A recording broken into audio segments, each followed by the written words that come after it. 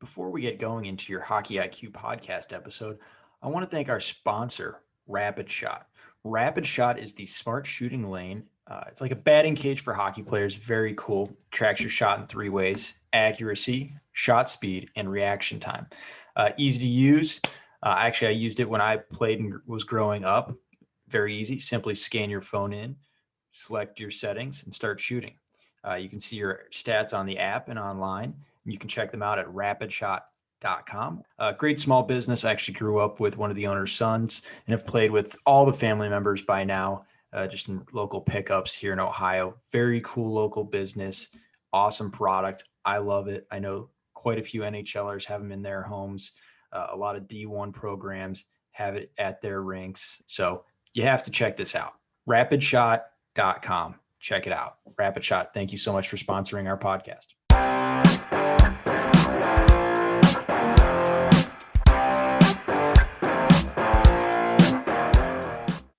On the Hockey IQ podcast today, we bring on Kenny McCudden, development coach currently with the Blue Jackets, but all around excellent guy who's looking out for kids everywhere. So Ken, excited to have you on.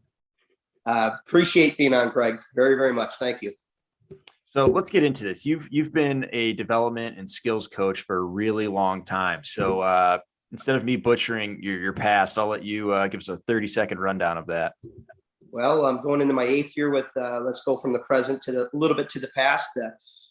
Going into my 8th year with the Blue Jackets under Brad Larson. And we got an outstanding coaching staff right now with Steve McCarthy, Pascal Vincent, Jared Bull, a great staff. So, then going into my minor league career as a coach, 18 years with the Chicago Wolves in the American Hockey League, 3.5 years with the women's development program, going associate with the Olympics. And then, 32 years of 125,000 kids later, throughout the world, from Europe to Chicago, so to downtown Chicago. But literally, I'm probably off maybe 2,000 or 3,000 one way or the other, but 125,000 kids. So I've been at it for a long time. A few people may know you, I guess, at that point, 125. Well, here in Illinois, for sure. Obviously, when you don't dabble in any kind of work, like I have not been in the last 7 years in Illinois, there was a big core of kids that wouldn't know you, obviously. But when you look at the amount of players that are in the National Hockey League from Illinois, Christian Fisher, Ryan Dzingel, Ryan Hartman, Vinny Hinostroza. I mean, you could just go on and on and on. But these are all kids that this is how long I've been at it, Greg, where those kids were 6 and 7 years old when I was working with them. So no different than when you're working with kids in Columbus, working with mites. You never know what you're going to get there. I look at the past working with Jared Bull. Jared Bull and I are from the same community here in Illinois. And, I used to look at him as a kid, and you don't look at a little kid like that, whether he's 10 or 12, and say, oh, he's going to be a National Hockey League heavyweight fighter. You just don't see that. You only see the kid. But the success stories of so many coaches doing a great job throughout North America, getting these kids along, and everybody takes a part in it. Whether you're coaching the kid 7 or 8 months out of the year as far as on their team, or when you have private coaches doing private work, or skills coaches, whatever, everybody's chips in, and parents are really, really looking, for results today. I saw that about 20 years ago, and I'm sure it's more demanding today. Well, it's got to be cool that you've come full circle with Jared Bull. See him as a kid, then as a young man, and now as a fellow peer with the Jackets. Yeah, and that's one thing I can never forget, how we've gone full circle. Is Jared used to have me during my years with the Wolves. Jared used to bring me out to Columbus, and I was probably in my 5th or 6th year working in the summer programs with Jared Bull and a group of others from the Blue Jackets, and finally I got seen. I think a lot of people thought I was very complacent being with the Chicago Wolves, which is a tremendous organization. They're having a good year this year, and possibly a Calder Cup finalist or winner this year. But no, I obviously wanted to move on, but I got seen by Billy Zito, Jarmo Kekalainen, John Davidson, Todd Richards, and they ended up going through the building one day when I was working with the guys in August, preparing them for camp. And the next thing I know, they spoke to me, and then they were going to bring me in as a private contractor for that year, and it didn't work out for a couple of different reasons, scheduling, and most importantly. And then the following year I got hired. But yeah, I love Columbus. But Jared Boll I credit Jared Boll an awful lot for opening up the door for me. At least I got seen. But at the same point, Greg, I turned down probably 3 or 4 NHL jobs in the past. I did have a good thing here in Chicago. I didn't want to leave. I had my schools. I had all my privates. I had so much work that I was not enamored just with any kind of NHL job. It had to be the perfect fit, and Columbus ended up being the perfect fit due to Jared Boll. That's awesome to hear. And at what point did you know that Jared Boll was going to be an NHLer? Well, you don't. It's a good question. You just don't. I want to say he left the program that I was working with at the age of 14 or 15, and then he disappears. He's off to play AAA hockey, and I wasn't with that AAA organization. I think he was with Team Illinois at that time, and I was 12 to 14 years with the Mission. So I didn't do any TI work. So then he goes away and plays junior, and next thing you know, he's turned pro. I think a year or so in the American League and straight to the NHL. But no, you don't think. The one thing I do see, though, is if I'm with a player in the past, Mike through Bantam, you see them really turning the corner at the Bantam level. And then you get to see them playing for the Mission, playing AAA at the AAA level. You can actually see the athleticism in those players with their skating game, their vision, their puck handling, how they pass, how they shoot. And obviously they're on the map for colleges. So they're on the map today at 13 and 14 years old. Colleges are obviously looking at these players, and in this state, which is a very, very competitive state, the state of Illinois, there's so many kids coming out of the programs here. And you and I have discussed this in the past on the telephone before, but so many organizations, so many great tier 2 organizations, tier 2 that would be a lot of AAA in a lot of other states. But so many kids are coming out of the programs because when you look at the grassroots programs and the amount of buildings and the slabs of ice here in Illinois, obviously the more numbers you have, you're going to produce some hockey players, whether it's young girls getting to the college level or the Olympic level, like the Kendall Coynes of the world or the Jared Bolls of the world. I feel like hockey has grown immensely in the depth of talent and how a lot more players are being developed. So even if you feel like you're the best player in one city, you go one city over and it's unbelievable the talent that's there as well. It's not like you can go from one small pond into a big pond and dominate immediately. But I think that's a key thing that's happened in the United States. I'm curious seeing the evolution of what we've been able to produce as a country and as a world. What's it like from 30 years ago to where it is today? Well, the evolution, I actually saw, I was part of it. I mean, meaning like being able to see firsthand, I think why as a nation, speaking for the US, across the board, whether you were in California all the way to New York City, again, so many programs, but I really believe the emphasis was on skating. As a nation, there was power skating. The word power skating came along basically in the mid 80s with Laura Stam and the New York Islanders, maybe even in the early 80s, but it really didn't really come forward throughout the US until maybe the late 80s, but then pounded heavily in the early 90s. But I'd have to say as a nation, the focus was on skating because it created so many jobs for so many coaches to be able to teach power skating. Well, when you're teaching power skating, you're teaching kids how to skate at the, to be at the right level with their form, with the way they skate, good knee bend, good extended stride, good arm swing, whatever it might be. But that's happening at the learn to skate levels. So it's not just happening at the pre-hockey levels, it's happening at the learn to skate levels. So in the late 80s, that started really happening in a huge way, especially in the states that produce an awful lot of good hockey players between Minnesota, Michigan, Massachusetts, Illinois. And when you start, creating that kind of environment, the demands come higher from parents because they see what's happening with this organization, and if it's not happening with theirs, they're going to go down the street. And that's what happened back in the day. So it became very, very competitive. Who was teaching the best art of skating? To be honest with you, and I think that's where the United States did such a great job. It was just focusing on skating.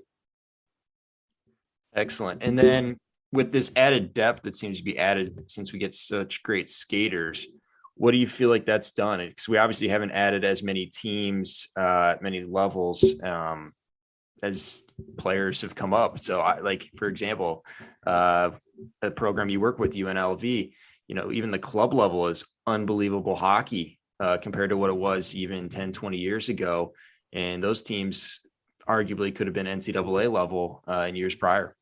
Great league, solid hockey, solid players. Yeah, it's one of my pet peeves is when I talk about how good club hockey is and parents look at me sideways like, what are you talking about? My kid's going Division I. And I'm over here looking like, yeah, I don't think you understand, one, how hard Division I is, and number two, how good the ACHA is. Like, it's unbelievable hockey. And just like, if people saw more of that, which they obviously, you see a lot of the NHL, and that's what everyone aspires to, or NCAA, it's on TV and everyone aspires to that, but there are other levels of play that are good quality and a lot of fun to have. Oh yeah. And I've been able to see some of their games, and I've watched some of their games on tape. I've seen some of them live. They have a wonderful environment where they play out of. They play out of the practice facility where the Golden Knights play out of. And I want to say the building holds like 3,000, but they're sold out every single game. UNLV is literally sold out. And but now rinks are going up there. The American Hockey League team to the Golden Knights is just down the street, basically. And there's people investing in building slabs out in Vegas because now it's a big thing. Obviously, they got an NHL team, but what promotes hockey there too is programs like UNLV. People that don't get a chance to see the Vegas Knights play will go and watch UNLV play. So because they're in the same practice facility, so it's a great setup that they have. They couldn't have fallen into a better setup. I see that when you're looking at a 3,000 seat building like that, I think that's a great setup to start, go from a club team to even a Division I team to play out of there. That'd be a great place. I mean, look at OSU, what they were playing out of just years ago. Think about where they are today, as far as from a small little rink to a 20,000 seat arena. So UNLV, if they did become Division I and it did stay in that building, it would still be a great setup. But who knows? Maybe they'll get a setup eventually like ASU does with a 6,000 seat arena. Yeah, and it's amazing because you've got a club team like that, and it could be cheaper than playing Division III, where you're paying for school at private college. And I can't say enough good things about that level of play. Great hockey. It's great hockey. Absolutely great hockey. So you're working with them, and you're working with CBJ, and you're working with the youth. How do you approach your job, and what are you teaching? Because obviously you can't just come in and teach the breakout. That would make no sense since you're not, driving the team systems. Well, I mean, you just encompass the whole range of levels there. Every level is different. Like, for instance, I take a couple of weeks off here in the summer, but I've already got pro players calling me, American Hockey League players, NHL players that want to get on the ice by June the 1st here in Illinois. So, but my summer is exactly that, AHL and NHL combination skates, low numbers. I have USHL skates. And then I travel with the exact same thing. Yes, and then I'm still dabbling in youth level programs and high school programs. So I do a high school clinic for a Catholic Hockey League team here in July, but I also work with a group of high schoolers that are able to get me twice a week for June, July, and a little bit of August. And I enjoy that. But getting on the, I don't get on the ice with organizations as far as being able to see their mites through their bantams. I don't have the time for that because I do have travel and that type of thing. But I am on the ice with all sorts of levels. But my drive is, depending on the program that you're working with, is what do these levels need? That's my biggest focus. If it's at the highest level, my focus is getting their hands and their feet and their pace going. If it's at the high school level, I'm teaching fundamentals still, big time fundamentals and breaking bad habits. If it's at the youth level, which I travel for as far as to friends programs that are directors of hockey, and I'll go out and make a little vacation out of it.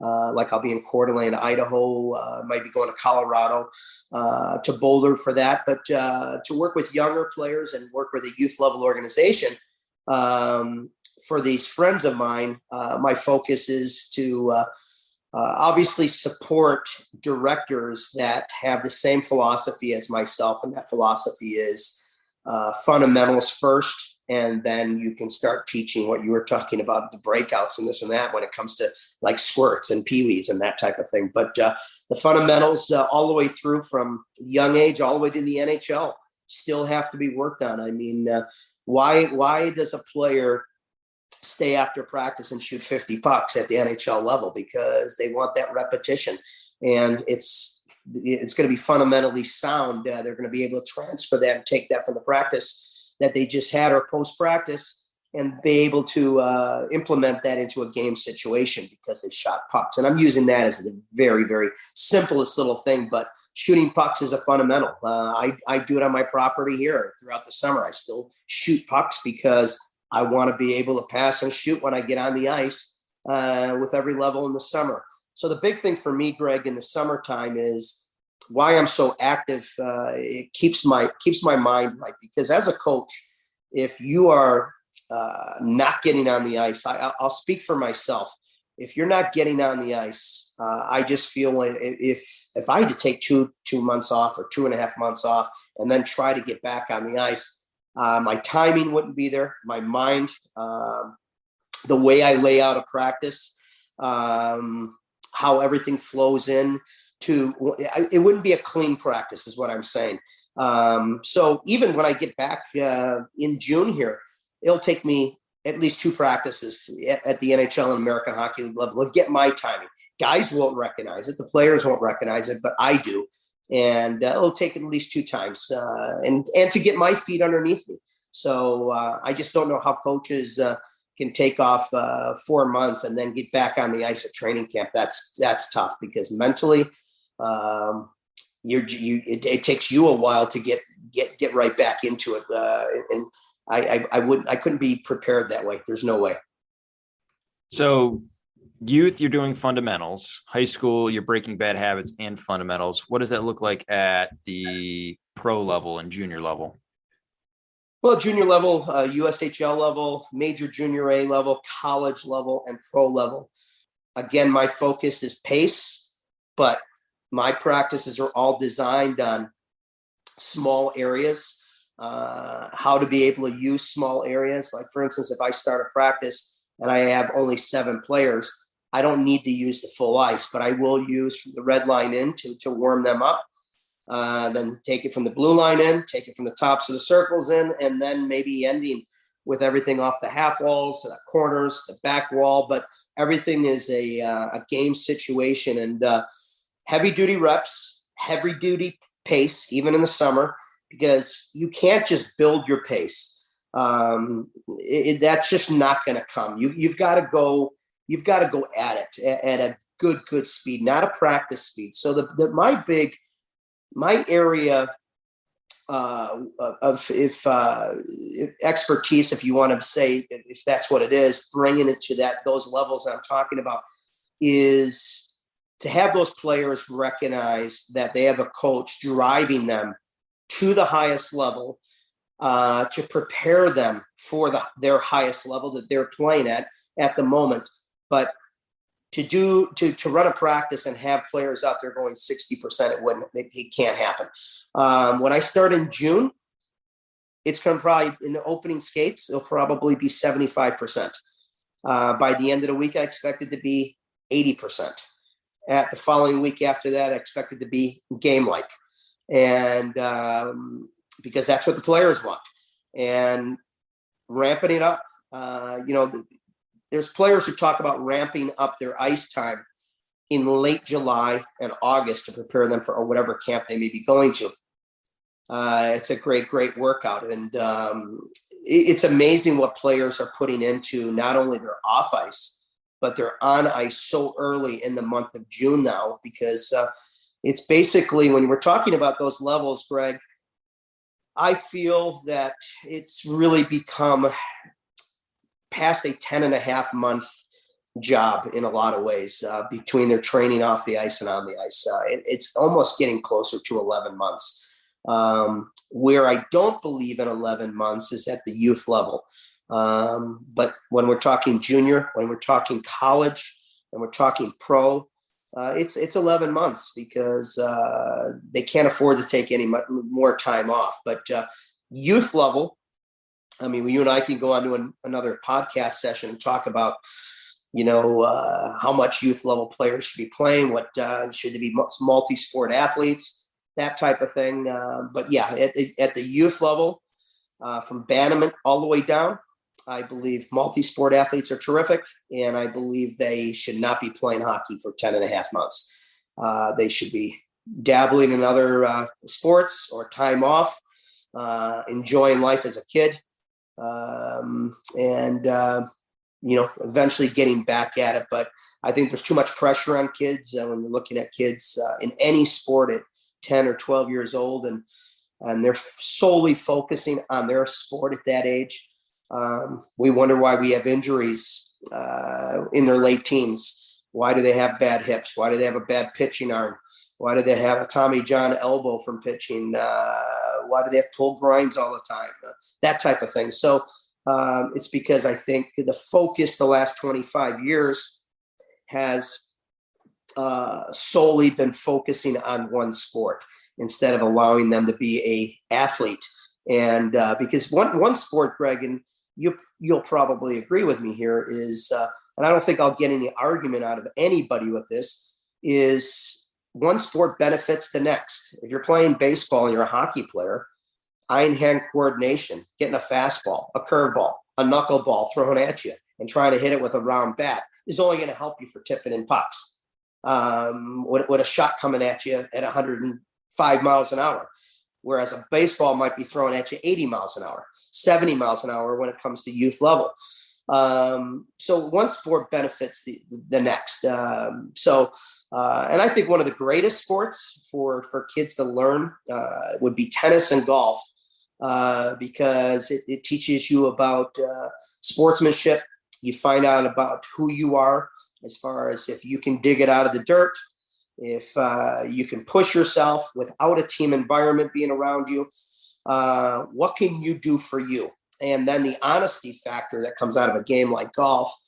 Do you play it out of the woods or do you kick your ball? I played golf and I competed in golf my whole entire life. And it is probably one of the greatest teaching tools about teaching you who you are and who you should be as a person. But and then the team environment, playing little league and playing in the gym with basketball and playing on a football team, whatever, soccer. I think they all benefit and blend into one to make you a better athlete. Love that. I know Johnny Gaudreau he played soccer in the summers as part of his training for many, many years until he went off to juniors. I don't know if he still plays, but Pavelski, everyone talks about what a great athlete he was first. So lots and lots of stories. I want to come back to your philosophy a little bit.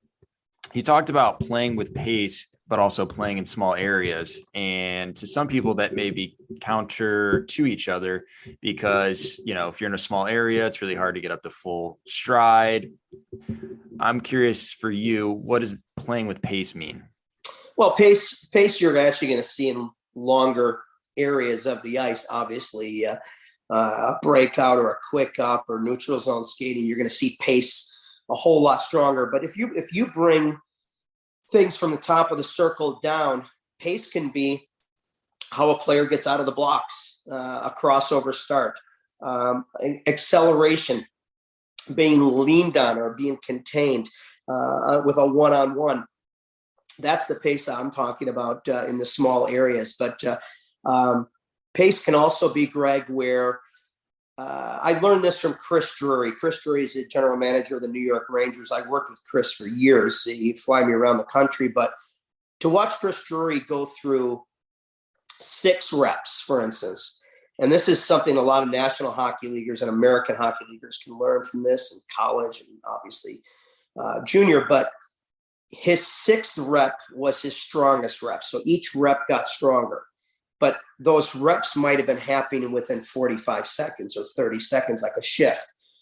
To have that go stronger, that was building up to game-like. There's too many players that their reps get a little bit slower. They don't have that pace. They lose their technique. They lose their form.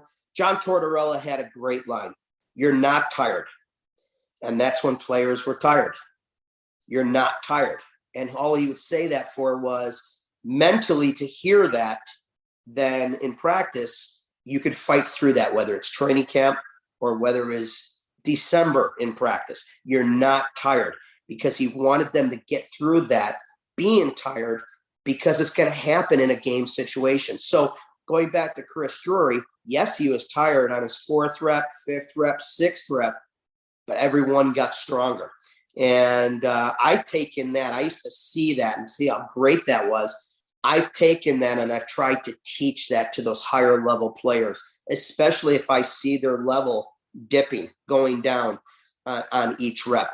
But the pace in short distances can be start, acceleration, rolling up, for instance, coming out of the corner and climbing and rolling up and getting to the inside. Take a guy like Austin Matthews, to be able to see him, or Patrick Kane on the opposite side, to be able to see them leave the corners, curl up, and then gain the inside of the dots and drive. That's all pace. That's all pace in a small area. Pace in a small area would be Artemi Panarin getting over the blue line and still carrying that puck at full speed, stopping on the hash marks because everybody thinks he's contained. He's on a 1-on-3, but he's looking for that next flow of players and wave of players coming in. But it might be the second wave that he's looking for. So that 1-on-3 looked like a play that was dead in the water, but he had pace to be able to drive north. Then he goes south again, doesn't see a second wave, but sees the third wave. And that, to me, that's playing with pace in small areas. Pace also is coming off the half wall, noticing that you have a little bit of room.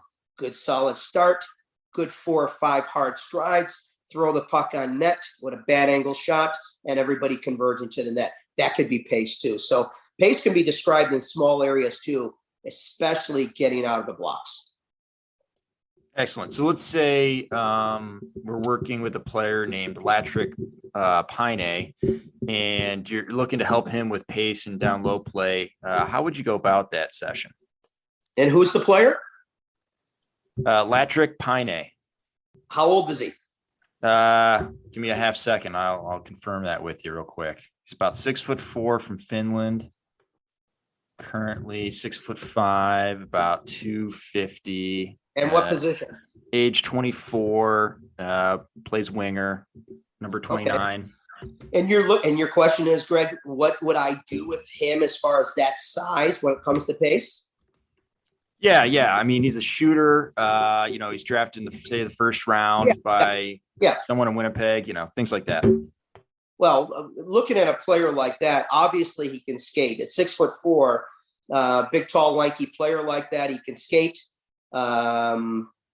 You continue to work on a stride. Maybe there's a deficiency in his starts. There could be a deficiency in his cutbacks. I don't know. I haven't watched him, but taking any player at that size, it's incredible when you're looking at big players today, the kind of speed that they have.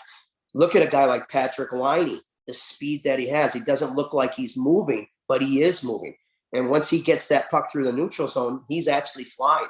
And he'll actually be, almost like Kuznetsov, where he'll C-cut still with speed. It looks like his legs are not driving, but they're still C-cutting. But going back to the young man that you're talking about, no, you'd have to obviously look in different areas in a 200 by 85-foot game on the defensive side and the offensive side. What are they lacking? What are they good at? Continue to work on the things that they're good at. That's one of the biggest things I think that where I've got a relationship with players all my years for 35 years is I work on the things that players are what has made that player so good. Well, let's continue to work on the positives. So if that player can skate like the wind through the neutral zone and he can drive deep and then get to the net, I would work on those types of things. Got it. All right. Well, now that we're done talking about Patrick Laine, we can move on to maybe a smaller player. It's Bjorkstrand. Let's go with Bjorkstrand. The first player that you mentioned, where is he playing? Columbus. You didn't say Patrick Laine. Yeah, I was just theoretically saying, Latrick Pine. That name I didn't get. So I'm just flipping the first initials of each one. I had no idea who you were talking about. But now I moved on to a Patrick Laine just to show you. But I had no idea. I thought you were just talking about some player at 6'4", and I had no idea who you were talking about. I didn't recognize the name. So I want to make that very, very clear. But it's funny that I brought up. Apologies there. Yeah, I was just flopping those as theoretical. No, I'm not quick enough for that. It's 8:00 in the morning here in Chicago. But no, with Patrick Laine, I want to go back to that. Now, I brought him up with that size and that speed. Patrick Laine, what we will continue as an organization to do with Patrick Laine is work on that pace through the neutral zone because he has speed. So I want to answer this the right way with a player that is an elite player. But Patrick's so good at also seeing the second and third wave coming in and pulling up and that type of thing. But he's great at getting shots through when it comes through, stepping out, seeing a shooting lane, getting it past the stick, through a set of legs. And then we all know what he can do in his office, the Patrick Laine office on the off wing, the Alex Ovechkin office, the Stamkos office, whatever you want to call it. That shot is elite. There's not many that can shoot the puck from there the way they do. And continue to shoot pucks like that in his favorite area, but also sliding, gaining the dot, inside the dot, not too much outside the dot, but sliding to the top of the circle, sliding down to the bottom of the circle. But your greatest shooters on that side, Greg, are gaining the dot. Not too many guys are scoring from the wall with a pass because that angle gets closed up. If a player scores outside a scoring chance area, outside that dot, it's usually a goaltender, or the goalie wants it back is what I'm saying. But if it's around the dot area, that dot lane that goes from the goal line through the dot, through the top of the circle, that dot lane, but usually from the dot up to the top of the circle, that's an area, or the inside, obviously. That net just keeps on opening for those elite shooters. But I think the further they push themselves back on the half wall, or they get deep, there's not much there. It's got to be a crisp, hard seam pass, and the connection, if you're going to be out of position, more or less, or out of the scoring zone area, scoring chance area, it's got to be not only a hard pass, but the puck's got to have eyes. We've seen Patrick Kane score on the opposite side from the goal line. It doesn't happen too often, especially against elite goalies. Yeah, and actually, Columbus has a player that I'm higher on than most, Eric Robinson, who's kind of good at this what you talk about sliding, where he doesn't really take a full stride. He's just like slowly trying to find the right passing lane. There's a great goal he scored against Vancouver, I want to say 2 years ago now, where that's all he was doing. He's shuffling one way, shuffling the other way. It never actually took a full stride, found a good pass lane, and got a good one-timer off. Well, what the attribute that Eric Robinson has, those legs are amazing wheels. I mean, his speed, I mean, it's incredible what he can do. Once he starts high stepping it from our own zone, the defensive zone, and he starts getting through the neutral zone, I'd love to see him be a little bit more creative with his lateral motion, a little bit of weave down the ice instead of straight down the wall all the time. Because the closer you get to the far blue line in the offensive zone and you're still along the wall, you've made it very, very simple for containment. But if you start getting natural lateral motion in there by crossing your feet in the neutral zone, look at a Connor McDavid with what he will do in the neutral zone by weaving. So what you're doing is you're getting an automatic shift on the defensive zone all the time when you're creating a weave or lateral motion down the ice. Players are shifting. Bottom line, when I say they're shifting, there's players that are crossing under. And when you cross under, and a lot of mistakes happen, you click heel and toe and go down.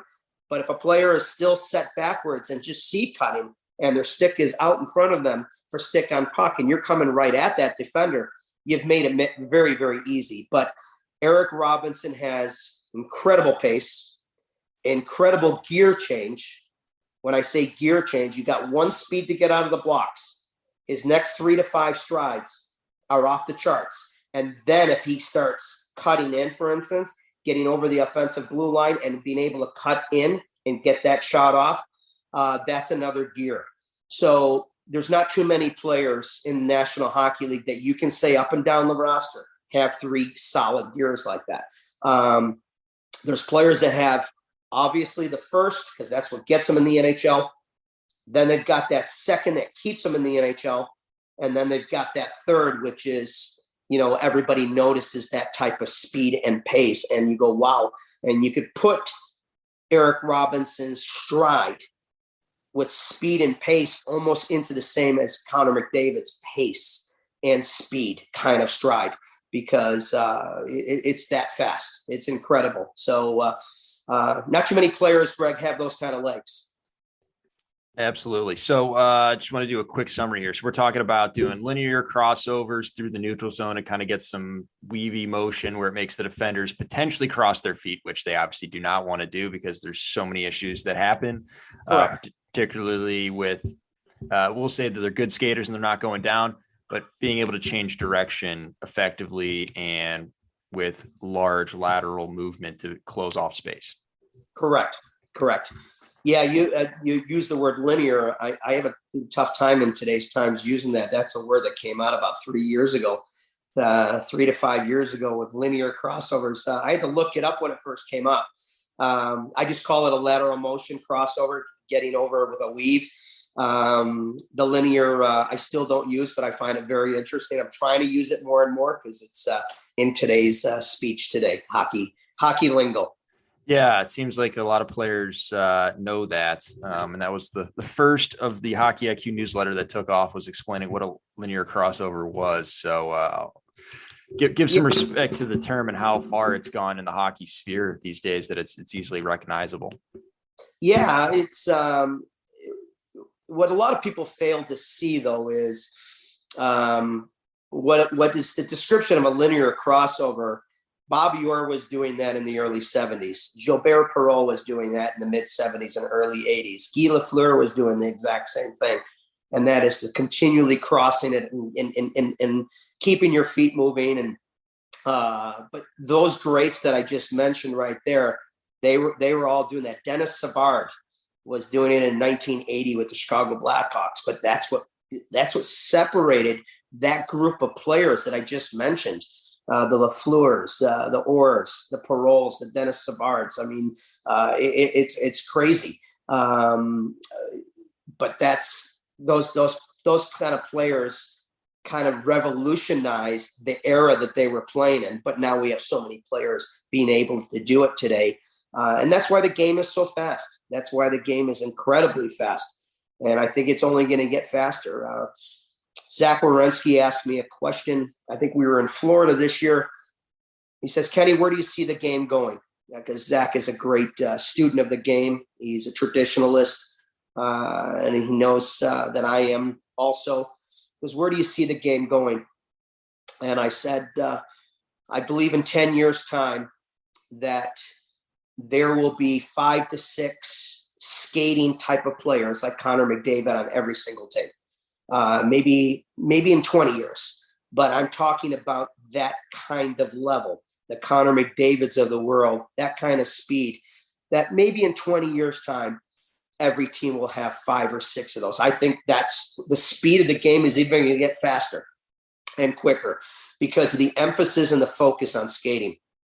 But I don't see the rest of the game getting much quicker.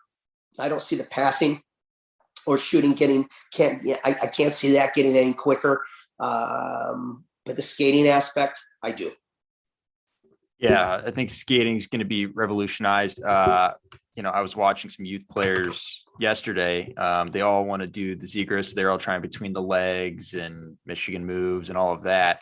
But you can tell which organizations they came from based on their level of skating and their ability to cross their feet well. Yes. And a lot of the top programs are producing players that have that at least imprint. I mean, Connor McDavid matching the hands with the feet and Correct. just the sheer, fast twitch muscle that he was given and he's worked to acquire is unbelievable. But I think you're spot on with that from a physical standpoint. And then obviously the tactics will be forever changing, and we're going to get, more Cale Makar-esque type players, more Bobby Orrs in the world. I think that's where we're also going to be going. I mean, Gretzky is a great example. I mean, he led the NHL in scoring, I think was 2-3 years ago. Yeah. And he never took any point shots, and he was always moving in. Yeah. I'm blessed to be able to see a guy like that every single day and work very closely with him. We have a routine together and just to get his touches in. And he's one of the greatest that I've ever seen up close. We have a terrific relationship on the ice. And the one part of Z's game that I just find incredible is how he joins the play, how it looks like he's not really moving at times, but he's pulling away from 2 defenders at the same time, and then him being able to find seams to make a pass or to create a lane to shoot. And then that shot, he's got that little flick. And that shot is about to be able to see it up close every single day. That shot is, and he takes things off of it. It might be 65, 70 miles an hour. And then that flick might be 85 miles an hour, but it's just a little flick. And it's an incredible shot. And it's what an athlete. And I just love the way he goes about his business, training every single day to be the very, very best. All right. Let's go to a quick fire segment here. What would be some of your pet peeves of players? So for example, I hate when defensemen slide for no good reason and they just take away nothing and everyone just stops up, or they take an extra stride and go around it. I think the slide is overrated, and point shots. Obviously, point shots are getting taken out more and more at the highest level, but still just seeing point shots being thrown at the net with no walking the blue line and just tossing with no thought or looking around. Those two for me are massive. Yeah, let's talk about the point shots. The point shot of just throwing it and not walking the line. I can see when a player is contained up high, closed off, a lot of top-down pressure, and they just have to get it off, and they have to get that shot on net immediately. That I can understand. If a player has got room to be able to walk and slide, yeah, I agree with you. You would love to be able to see him open up the ice and be creative, to be able to see his flanks and obviously a shooting lane. But a lot of those shots, Greg, as you know, in the National Hockey League, the game is so quick. Sticks are so good. Blocking shots is so good today that players are just trying to get it through because they're being there's push-up pressure, there's top-down pressure, and they just got to get it through. A lot of players shoot wide on purpose too, just to get the puck deep, because otherwise it's going back the other way. It's going to hit shin pads, hit a stick or a body part, and go the other way. The slide, I know what you're saying when the slide is, you don't have to slide, and that player is overcommitted and he's been walked, and then obviously there's a backdoor pass for an easy 2-on-1. I think that's overcommitment, if that's a word that will describe that play.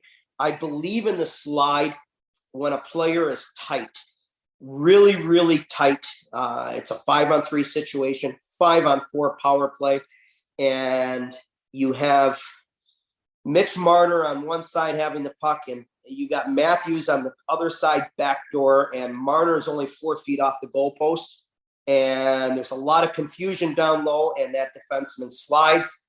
That sauce that has to go over a player's hip has to be absolutely perfect to get up 2 feet over a hip and then land within 6 feet to a guy like Matthews on the back door. That's where I love the slide, because that sauce really, I mean, it's got to be absolutely perfect. And you see an awful lot of times that play cannot be made.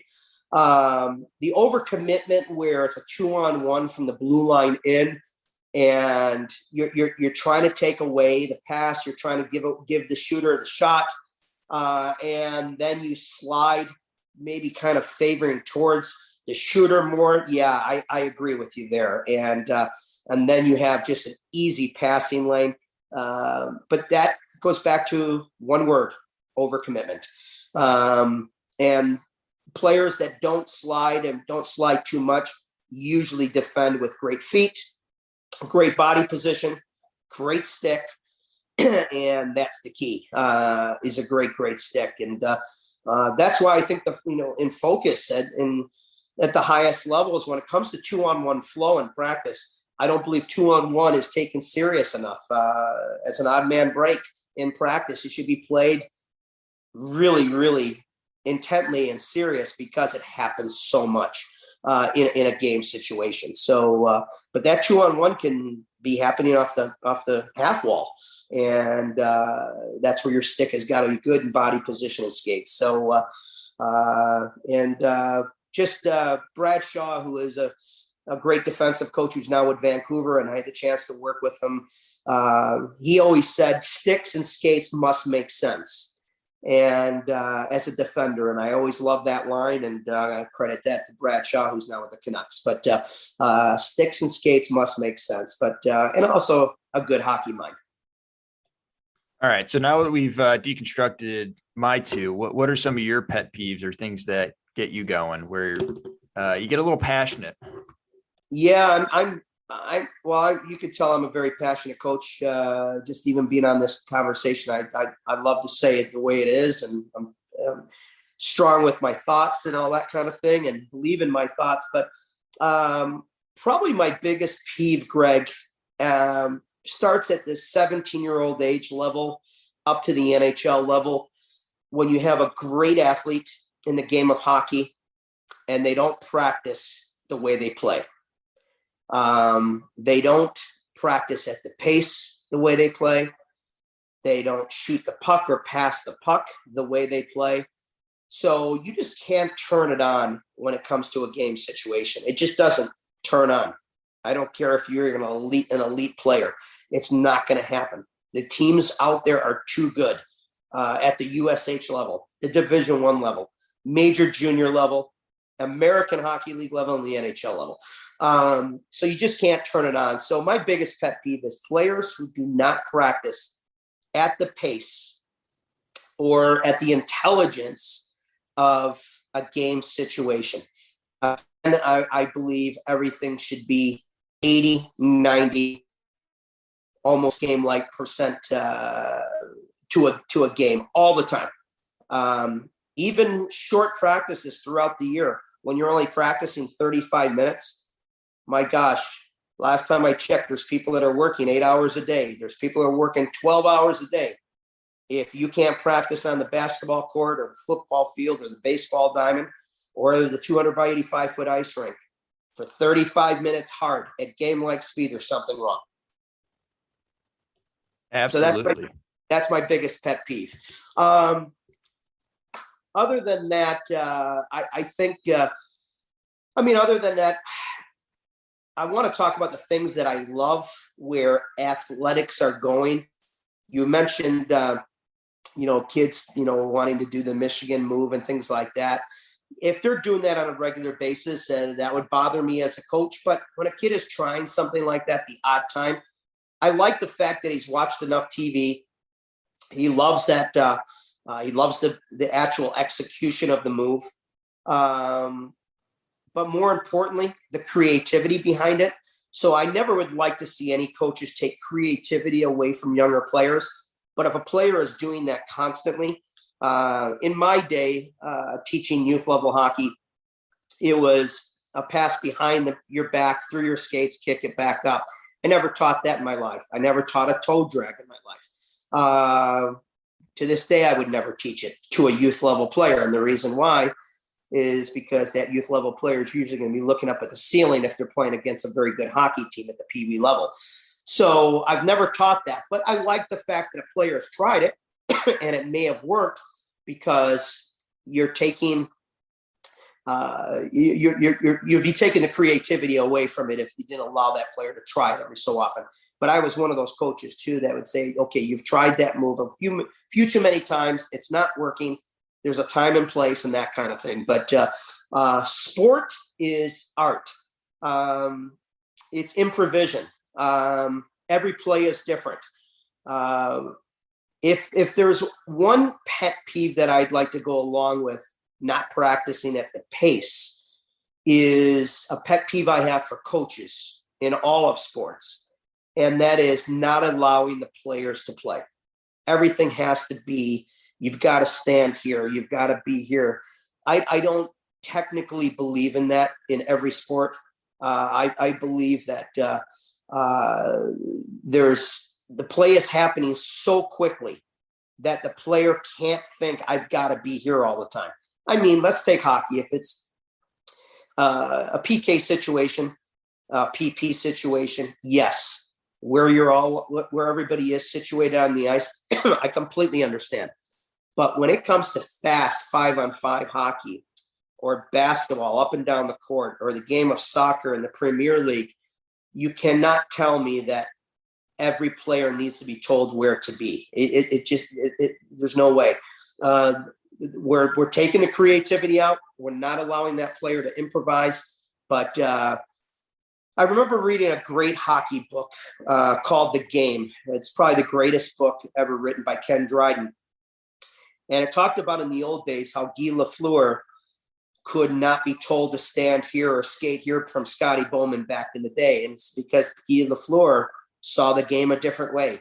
Guy Lafleur saw the game by where he was on the ice, what opened up for him, what is closing up on him, that type of thing. And we just lost one of the greatest hockey players in the world a couple of weeks ago in Guy Lafleur. But he couldn't react even in the 70s, in the late 70s, to what Scotty Bowman was asking for back in that era, according to the book. So, and I really believe that happens today to our greatest players too. John Tortorella had a wonderful line with this. I don't want to take the sticks out of your hands. That means he wanted a player to be creative. But also at the same point, there had to be a two-way street where that player responded to what John Tortorella was asking for. But when he said, I don't want to take the sticks out of your hand, was such a great line because he wanted creativity. He wanted that player to do what they did best, but still, but still follow what was being taught with X's and O's a little bit. But I think if we take that creativity away from our younger players, it's not good. We got to allow players to play at every single level. And I'm even talking about younger players that are 24-year-old in the NHL. We've got to allow our players to play.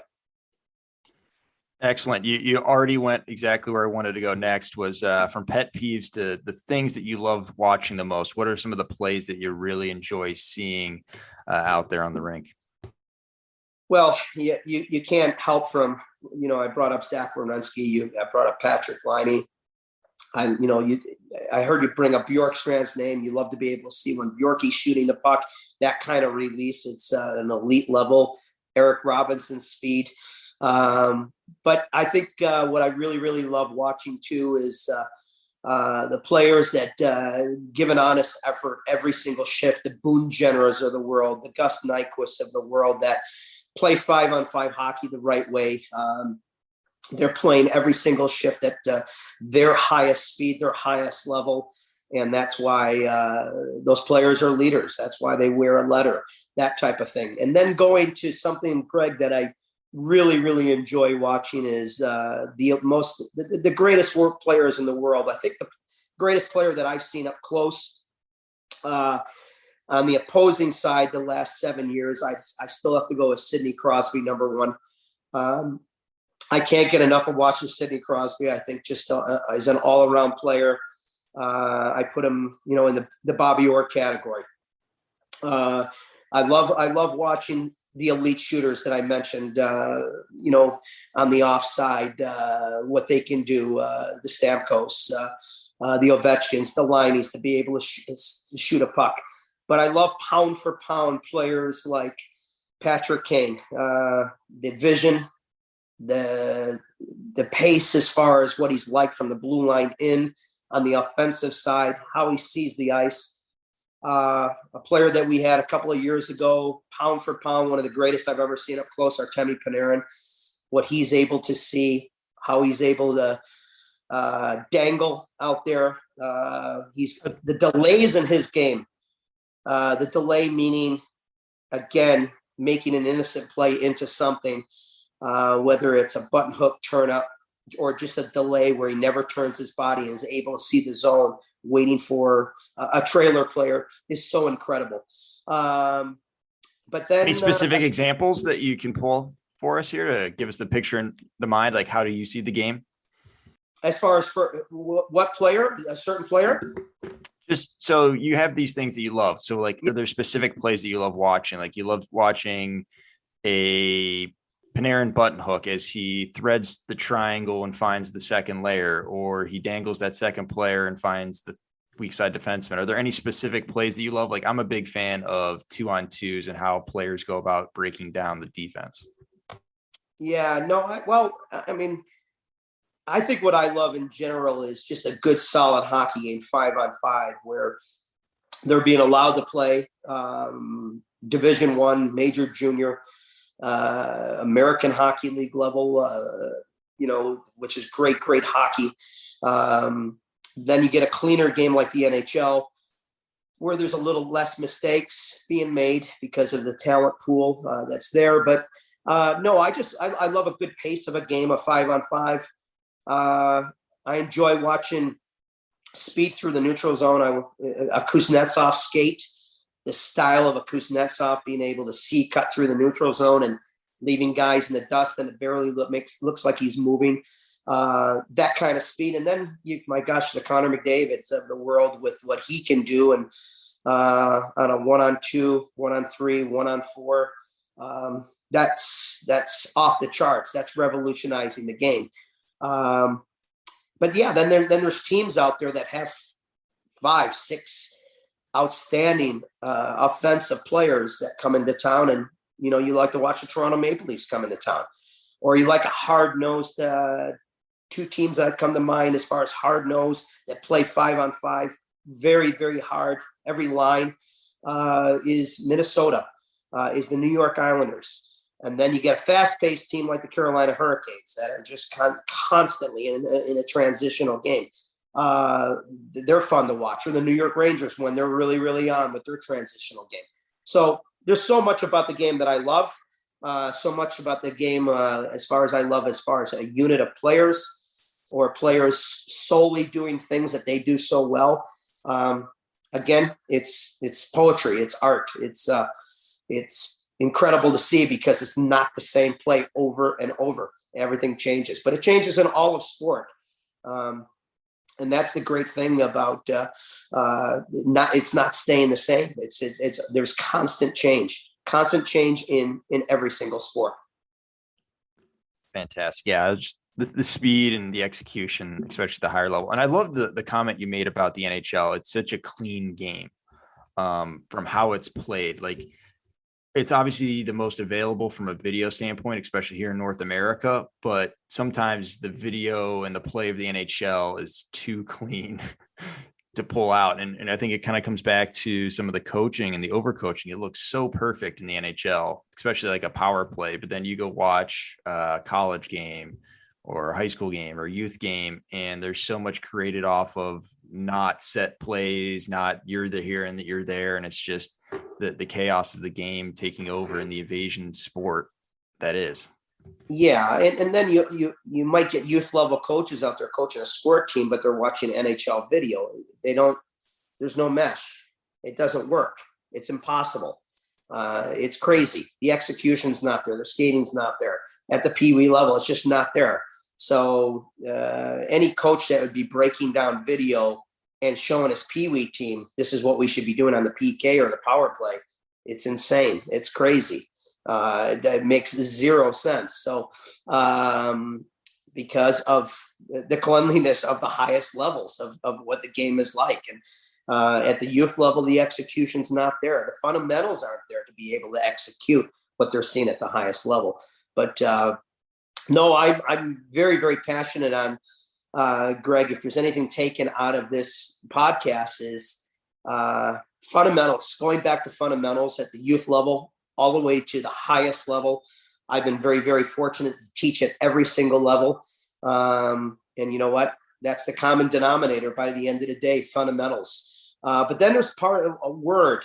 If you break down the word fundamentals, there's a word I like to take out of that, and that is apply fun. You apply fun to every single level. You get players that want to come to the rink at every single level. And you have to be like that today. So when you get coaches at the youth level that don't make it fun and kids want to quit, obviously the wrong coach is teaching that sport, or the wrong educator trying to direct that team.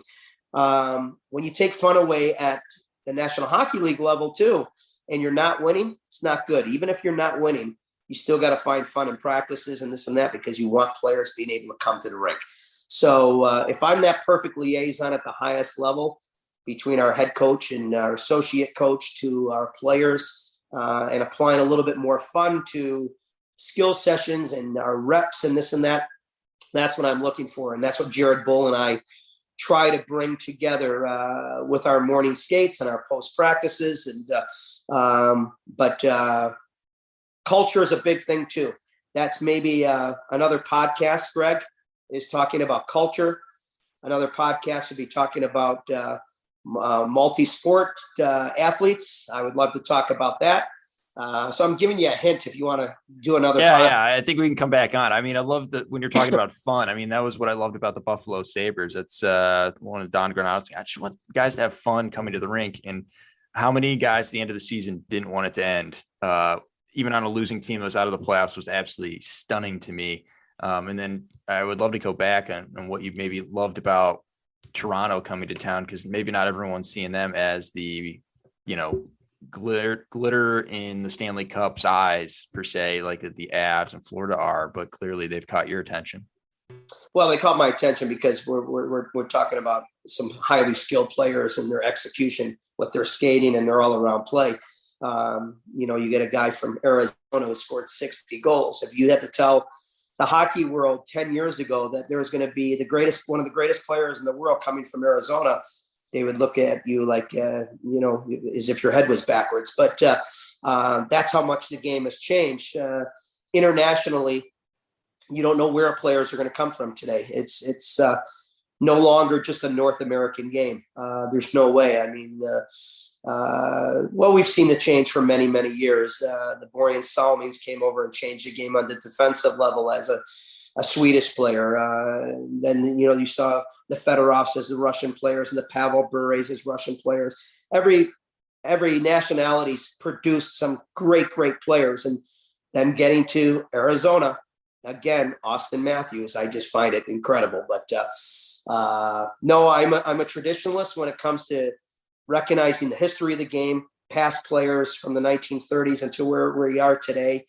And if you had to look at film of Eddie Shore skating, if you had to look at film of Maurice Richard skating and Bobby Hull skating, you would still see how great those players were, Greg, and what they were able to do on the equipment that they were playing with back then and what they were using, and how Bobby Hull was still shooting a puck 100 miles an hour with a very short wooden Northland hockey stick. But that's crazy. I mean, he was shooting a puck the way guys shoot pucks today with carbon fibers. It's absolutely crazy, but that's how great he was. Yeah, it might have been 140-mile-an-hour shot today. Unbelievable. Yeah, and I think the same can be true in many aspects of life, is that people are usually no smarter. They're usually the same, but they have access to technology, whether that be the internet to check out things, or could be, just technology in the skates. Like Bobby Orr had today's skates. Oh my God. That would be unbelievable. But those lugs of things strapped to his feet. Yeah. He still did what he did. Yeah. He was wearing a super tack and old tacks with a leather bottom. Then they went to a hard enamel plastic bottom and tube skates, tube, T-U-B-E, not toque. I don't think Bobby Orr ever skated in a toque, to be honest with you. I don't think so. I don't think I've ever seen a picture of him. But going back to Bobby Orr, his stick, his Northlands or his Victoriavilles that he used later on in life, I've got a couple of them. They're as light, Greg, as any carbon fiber hockey stick. So that's how far ahead of he was with technology, that his sticks were that light. But no, I can't see a player shooting 140 miles an hour. I don't see that day unless it's spring propelled. I just don't see it.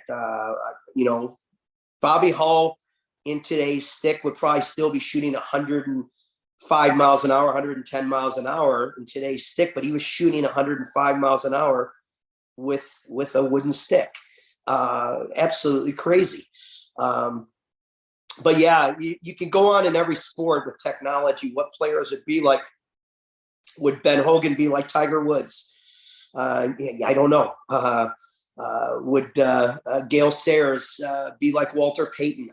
With better shoes, better conditions on the turf. I don't know. So but it just shows you how great these athletes were in the past to be able to do what they were doing with the equipment. So a thing that I would love for our hockey players, if any younger players are out there listening to your podcast, is to learn the game, to understand the game as far as who came ahead of our great players that we watch today, and know the history of the game, know the history of the Stanley Cup, know the history of the original six, know the history of expansion in '67 and that type of thing. So understanding where the past was would make them understand where the game is today and where it's going.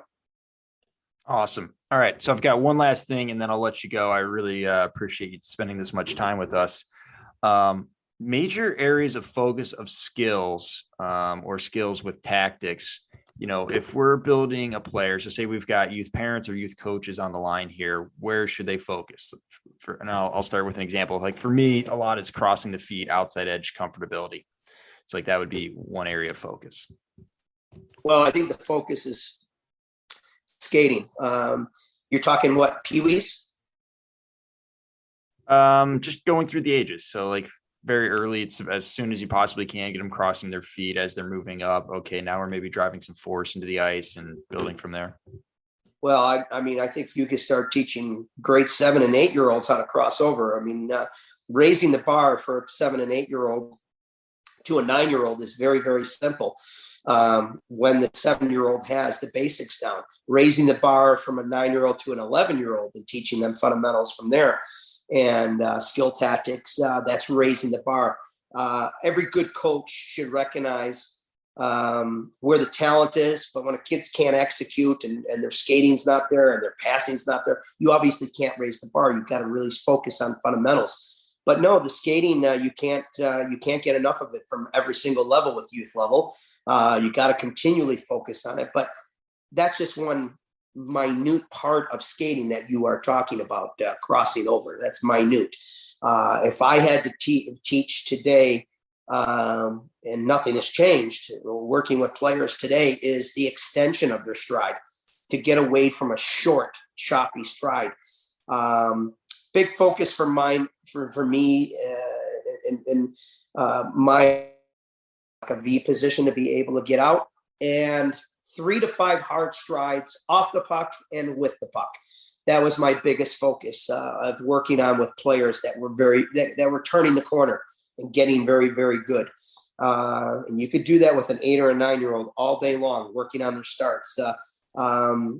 Wasted energy with starts usually goes upward instead of through.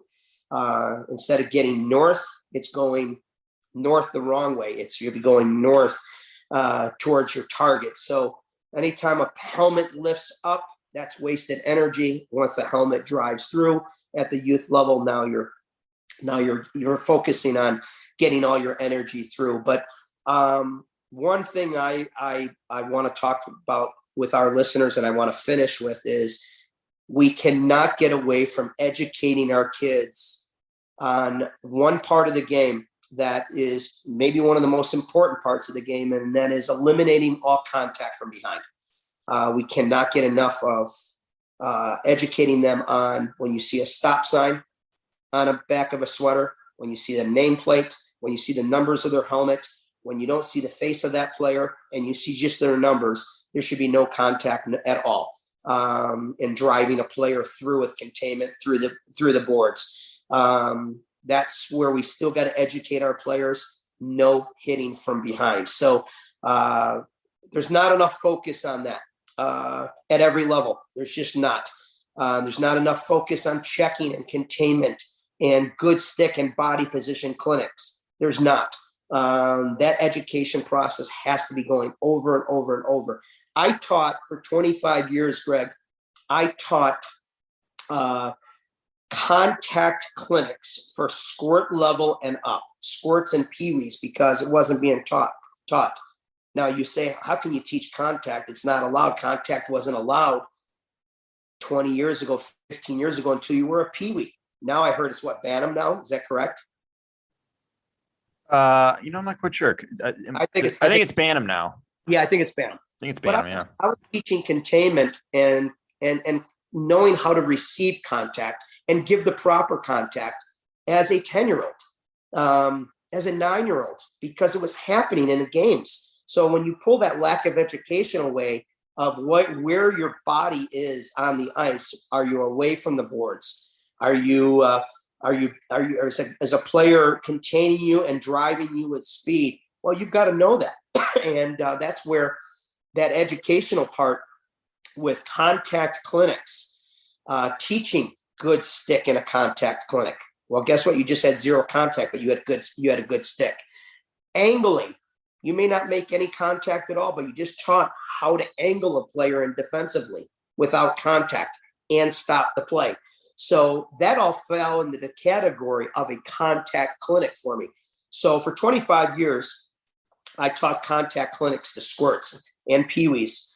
And in 25 years, 0 injuries, never a broken wrist, never a broken finger, broken arm, no concussions, none of the above. What I was trying to do was avoid all the above. So if I was part of it today at the youth level, I would still be doing my contact clinics.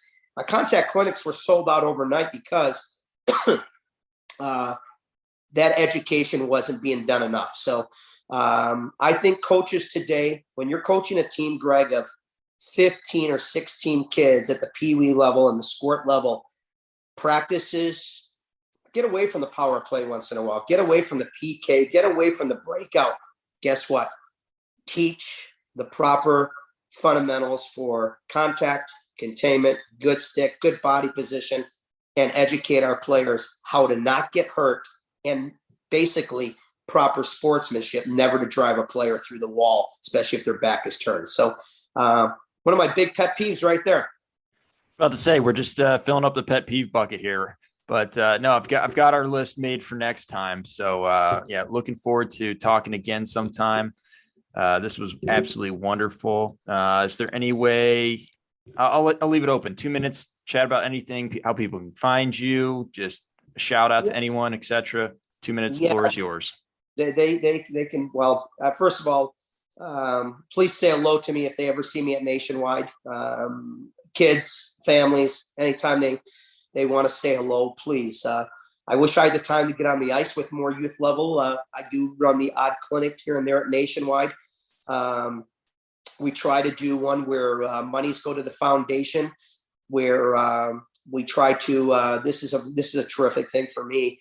I try to get a hockey team on Nationwide's ice, run an hour and 15-minute practice for up to 20 kids, then do a Q&A in the locker room.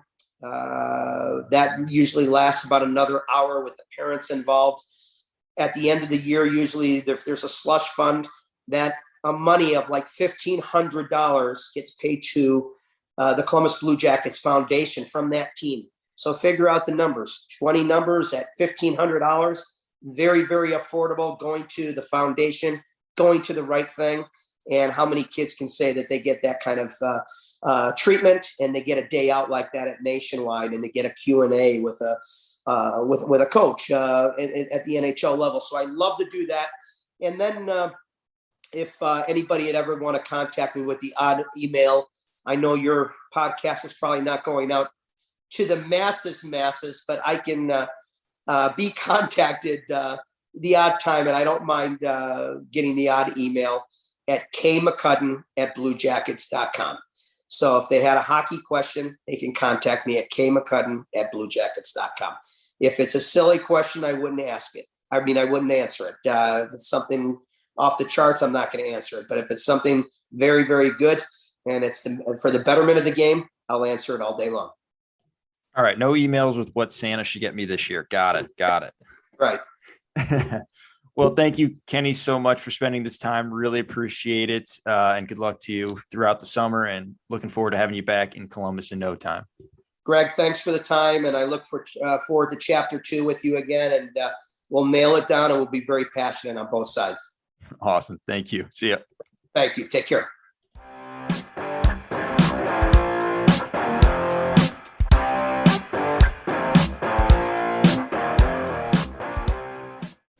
That concludes this week's episode. Thanks for joining us here at Hockey IQ.